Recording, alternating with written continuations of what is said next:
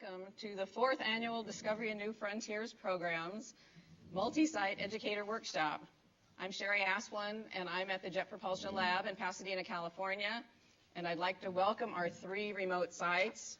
For the first time, we're being joined by educators at Montana State University in Bozeman, Montana, and again, our colleagues at the Applied Physics Lab in Laurel, Maryland, and by folks at the Johnson Space Center in Houston, Texas.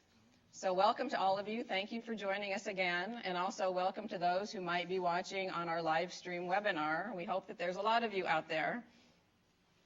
So our workshop today is called The Scale of Discovery.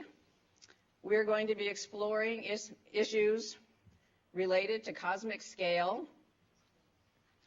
Can I get my slides on the screen, please? There we go. So go back to that one. So issues of cosmic scale include time, size, distance. Scale can also include things like scale models that help us understand concepts. But these are the 3 things I'm going to cover right now. Measuring cosmic time is very complex. But today, scientists agree that the universe is about 13.7 billion years old. Knowing that allows scientists to start putting together a scientifically verifiable story of the evolution of the universe, the Earth, and life, painting a picture on a scale no one could visualize before. How about the Earth? How old is the Earth? It's about 4.5 billion years old. Do you have any idea who determined the age of the Earth and when that was done? I'm going to get into that. The evidence for the age of the Earth is found in the fossils, rocks, and meteorites that are here on Earth and in the rocks that the astronauts brought back from the moon. The rock and mineral data really do tell us a lot about what happened at the beginning of our solar system. The oldest rock identified on Earth is just over 4 billion years old. The Discovery Program missions are adding to the body of knowledge with NASA's first sample returns since Apollo. Stardust captured grains of comet dust and returned them to Earth, where upon analysis, scientists were surprised to find minerals from the warmest parts of the solar system existed in objects that came from the coldest part of the solar system. Genesis was a mission that collected atoms of solar wind to tell us what the sun is made of. The Dawn mission, which has been to asteroid Vesta, verified that meteorites found on Earth did indeed originate from that massive object. Discovery's lunar missions, Grail and Lunar Prospector, furthered our understanding of the history of the moon, while Mars Pathfinder, the first small rover to cruise the surface of Mars, showed us amazing images of the surface of the red planet, all taking us billions of years back in time to increase our understanding of the origin and evolution of our solar system. So, size does matter, as we've been told before, and that's a cute model of the size of our sun, the star of our solar system, so to speak. It's hard to grasp the enormous size of our sun in relation to the rest of its family members. The massive Jupiter becomes tiny when viewed on scale with the sun. In this view, Earth is the big guy on the cosmic campus, with thousands of smaller objects from our close buddy Venus right next to it, to the many magnificent moons throughout the solar system, and going on to the pee-wee pebble-sized little meteoroids. I've got this planet comparison that I was going to show you. There we go.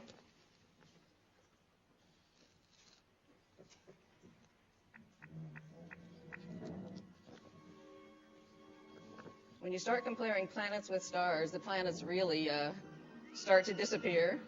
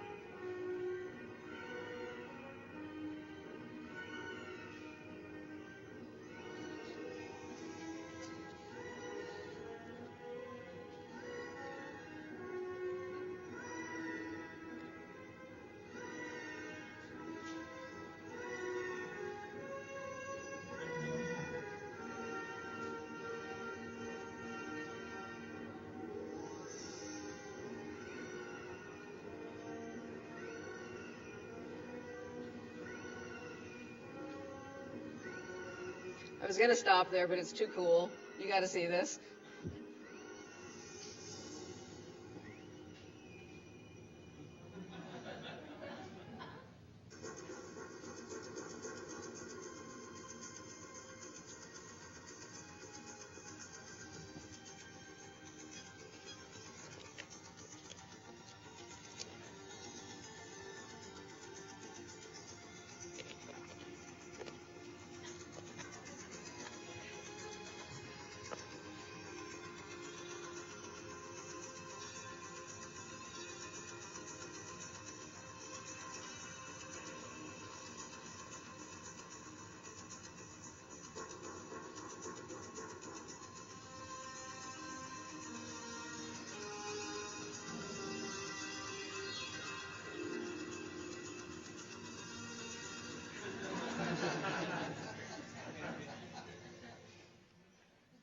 So there are some size issues to think about. Next, we've got distance. Distance can also make us feel fairly insignificant. The empty space in our solar system is vast and really pretty unfathomable. These NASA graphics show astronomical distances by focusing on the large number of zeros when measured with a familiar unit like kilometers. Starting with the Earth, we're going to move through and watch the zeros increase with each zoom, although it's not at a constant rate. So there you've got a scale of our solar system, the nearest star system, the solar neighborhood, and finally our Milky Way galaxy. And it does go on and on and on with lots more zeros, but I'm going to stop there. So what's the farthest known object from Earth? In December of 2012, astronomers announced a Hubble Space Telescope discovery of 7 primitive galaxies located over 13 billion light years away from us. And you may have heard just last week on the news, NASA's Kepler Space Telescope, which was the 10th Discovery Program mission, announced last week that they discovered the first Earth-sized planet orbiting a star in the habitable zone, a range of distance from a star where liquid water might pool on the surface of an orbiting planet. That star is about 500 light years from Earth in the constellation Cygnus. Kepler is NASA's first mission capable of detecting Earth-sized planets around stars like our sun, and it's been on a hunt for that for years. They've had many candidates, but this is the first one that's been actually confirmed. So now I want to talk about human scale. Because in addition to the vast size and distance and time scales that are kind of concrete and things that you can number or measure with numbers, human scale is a lot more abstract. It can be philosophical, intellectual. It's about being clever, original, and inventive. Ingenuity involves applying ideas to solve problems or meet challenges. Steve Jobs solved problems that we didn't even know we had. Imagination involves new ideas, being creative and resourceful, pursuing a vision. Walt Disney was fired from his first job. He was told he lacked imagination. And perseverance is determination and persistence to do something, despite difficulties or delays in achieving your goals. Does anyone know who that is under persistence? I didn't think so, and we should. I asked before how we know that the Earth is 4.5 billion years old. Well, if you're watching the new Cosmos series and happen to see episode 10, The Clean Room, you would have seen this man whose name is Claire Patterson. He was a very dedicated scientist who worked for years to find that one important answer, and in the process he made a discovery that affects humans worldwide. He was a very humble and unassuming geochemist at Caltech, and I happened to work there many years ago, and I actually got to meet and talk to Claire Patterson. He walked around kind of humped over, and you would have no idea that this man is the one person on the planet who discovered the age of the Earth. He used lead isotopic data from the Canyon Diablo meteorite, and in 1953 he published his finding that the Earth was 4.55 billion years old, and his remarkable work has stood the test of time ever since. Perhaps nearly as significant is that because he used the amount of lead in meteorites to make his discovery, he found that lead is highly toxic, and that companies who used it widely in gasoline, paint, and other products knew about its dangers. He was as dogged in his work to eliminate lead from consumer products as he was in determining the age of the Earth. It took well more than a decade, but he did finally succeed, and I think we're all safer and healthier today because of his work. And if you haven't seen that Clean Room episode on Cosmos, I highly recommend it. So in planetary science, we're driven by the questions, and these are the three very basic ones. Where do we come from? Where are we going? And are we alone? Some of the things that we're trying to learn are, why did the other planets evolve so differently from the Earth? Could the future Earth have a poisonous atmosphere like Venus, or could it become bone dry like Mars? Do resources exist elsewhere that could possibly save lives here on Earth one day? And what could we do if a comet or an asteroid were on a collision course with our planet? The Discovery and New Frontiers programs are small and medium-class missions that complement NASA's larger flagship planetary science explorations, such as the Voyager spacecraft, which we have over here at JPL, and the Cassini spacecraft over there in the corner. The goal is to achieve outstanding results by launching many smaller missions using fewer resources and shorter development times. The Discovery and New Frontiers programs give scientists the opportunity to dig deep into their imaginations and find innovative ways to unlock the mysteries of the solar system. When the Discovery program began in 1992, it represented a breakthrough in the way NASA explores space. For the first time, scientists and engineers were called on to assemble teams and to design exciting, focused planetary science investigations that would deepen our knowledge about the solar system. So since that time, we've been exploring the planets, moons, asteroids, and comets using established strategies such as flybys and orbiters, but also innovating ways to go deeper and ingenious ways to bring samples back to Earth to examine here in labs where we can learn so much more. Every single one of these missions requires ingenuity, imagination, and persistence to achieve their goals and meet the constraints that are part of the program with limited budgets and limited development times. There are 11 completed missions, those that have finished the flying part of their mission, but the scientists continue to analyze the data and we continue to learn new things. I'm just going to tell you a bit about the current Discovery missions. We've got 2 in the development stage, 2 who are cruising to their destination, and then 2 orbiters. One has already spent time orbiting and is on its way to orbit another, and then the Messenger mission, which has been in orbit for 3 years. And you'll hear much more about these missions today during the panels. So the Messenger mission is revealing Mercury's secrets. The principal investigator, Sean Solomon, in 1974 was a young assistant professor studying the moon and Mars with an interest in how the inner planets evolved. Then the Mariner 10 spacecraft flew by Mercury, and he became fascinated with the data that was returned. Even though it was limited in coverage and in what was measured, it was obvious to him in 1974 that what was needed next was an orbiter to go around Mercury. Unfortunately, at that time, no one knew how to make that happen. But when the Discovery program came into being in the early 1990s, he got serious about finding ways to overcome the big challenges posed by heat, mass, and mission design. He worked with a clever team at the Applied Physics Lab, who you will hear from in a little while, and they found ways to overcome those challenges. A very clever trajectory and a ceramic fabric sunshade that keep the instruments cool are among the mission elements that have resulted in 3 years of successful orbit at the first planet from the sun. And those are some of the amazing close-up images. And in the one on the top right, the areas of yellow, that's ice found below the surface of Mercury. Finding water ice in the craters has been one of the exciting new findings, and as the spacecraft now enters an even closer orbit, it'll continue to make more new and exciting discoveries. So Pluto, the New Horizons spacecraft, we've been talking about it for a long time because it launched in 2006, and it's traveling at 1 million miles per day, but its destination is one of the most distant bodies in the solar system, the mysterious Pluto.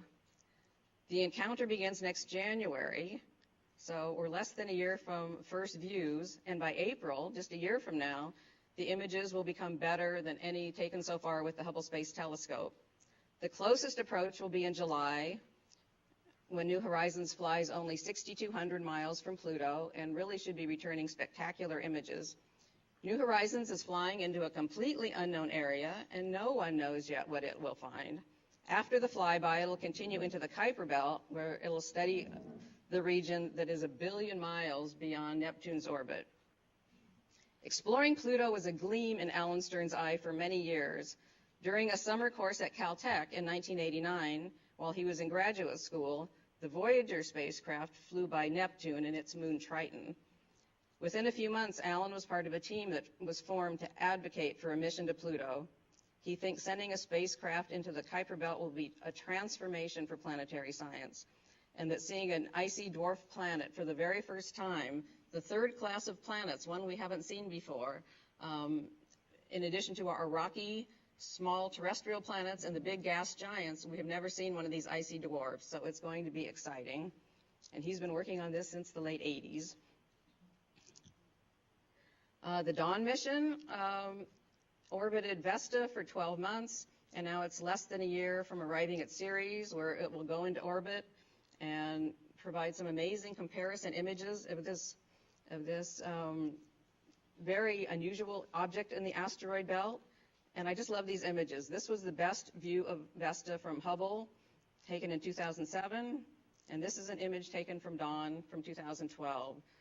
The depth of detail is incredible, and the colors are added to show minerals. So this is right now the best view we have of Ceres. So we only can guess what we might be seeing when Dawn gets there next year. A mission called Juno is on its way to the gas giant Jupiter to find how and where Juno formed. That will tell us so much more about the formation and early evolution of our solar system. The spacecraft is carrying 3 Lego figures. One represents Galileo, one represents the Roman god Jupiter, and his wife Juno. So those cute little guys are flying along. And we have a mission called Osiris Rex that's returning samples of asteroid dirt, NASA's first asteroid sample return mission.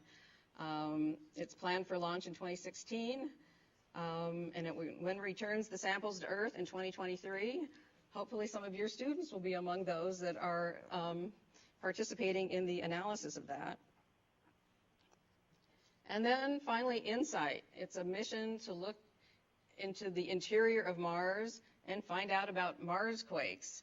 It'll place a geophysical lander on Mars to study its interior and the processes that shaped the formation of all the rocky bodies. This one also is planned to launch in March of 2016. Bruce Brannert will be here today. He's the principal investigator. Ask him how long he's been wanting to put a seismometer on Mars. Another case of persistence. So there are many opportunities for your students to participate in NASA and our exciting missions. Each mission requires literally hundreds of people to take care of the many, many aspects of each and every mission. And every person is imaginative and has ingenuity and persistence in their own right, whatever area they're following, because it all has to come together and everyone has to do their part. So students who are excited about science and engineering, and even ones who are graphic artists and can do computer animations and all kinds of other things, can participate. So our Discovery and New Frontiers websites have lots more information. Your students can be part of our exciting work, and we hope that we will encourage you to go back and encourage them to get excited about science and engineering. So with that, let me see. For those watching on the internet, we will be returning at 10 a.m. Pacific, which is 11 Mountain, 12 Central, 1 Eastern, with a panel featuring the Messenger, New Horizons, and Osiris Rex missions. So please join us again for that. And now we are going to break into our individual sites and demonstrate some activities that will help to kind of illustrate some of the scale concepts that I've just talked about. So thank you.